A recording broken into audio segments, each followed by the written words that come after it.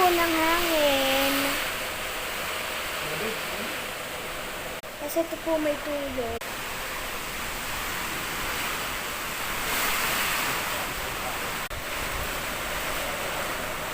Nakakatakot po kasi ang lakas.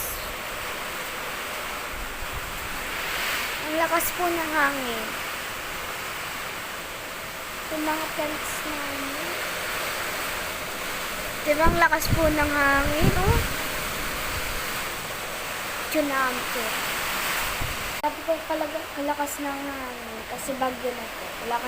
Wala nga kami pasok bukas ata eh. Tsaka ngayon.